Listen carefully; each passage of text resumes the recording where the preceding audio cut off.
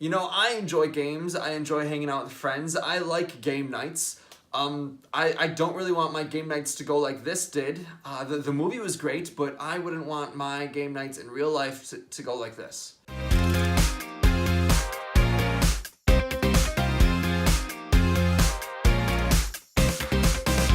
Welcome to Film Table. My name is CJ. I will be your host. Go ahead, pull up a chair, because this is my review for game night. So the movie is about a group of friends, 3 couples, who get together and have regular game nights. They play Life, Sorry, Charades, Scrabble, whatever. And our main character, Max, played by Jason Bateman, his big brother comes to town, played by Kyle Chandler, and he kind of mixes things up a little bit, making game night a little bit more suspenseful and a little bit more thrilling. Something that seems like a lot of fun, but things obviously go terribly wrong, and they're mixed up in this murder, mystery, kidnapping story that hopefully all of them can get out of without any of them going to jail or getting killed. And here we have a movie.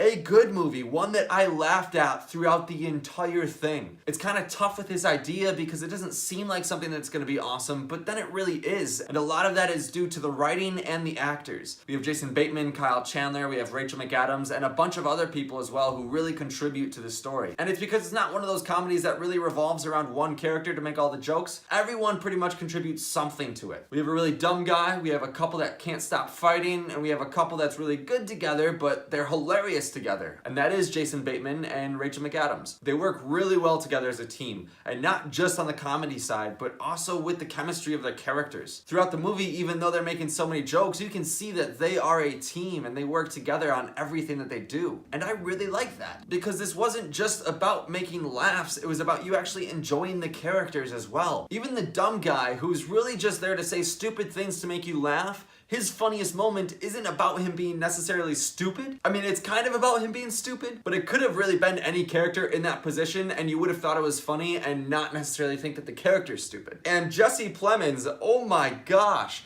You know, every time I see this guy in something, I think he's getting better and better. You know, I saw this interview with him where he said he enjoys playing creepy roles, he finds them fun, and I did not know that it pertained to this movie, and it definitely does, and he is fantastic at it. Because I have a character that is creepy, but you are also laughing hysterically because of it. Now, I enjoyed the movie. I enjoyed it a lot. Now, I felt like Get Out kind of kickstarted the idea of comedy horror movies, because Game Night really tried to do that. It was a comedy movie and they tried to instill some horror into it. They really didn't need to. There were jump scares in the movie that they didn't really need because I didn't think that Game Night was really meant to be a horror movie in any way. I mean, you could consider it a thriller, but it's more of a mystery thriller, not a horror thriller. Comedy comes first, thriller, mystery comes somewhere afterwards, and then they try and add in a horror aspect that I felt like wasn't needed at all. We would have had the same movie and the same enjoyment without it, but at the same time, I'm not completely against it either, because some of those jump scares actually led to some pretty good jokes. If you get a chance to see Game Night, definitely do it because it is enjoyable. It's not necessarily a comedy movie that you will remember 5 years from now, but if you watched it every 5 years, I'm sure you'll get some enjoyment out of it every single time.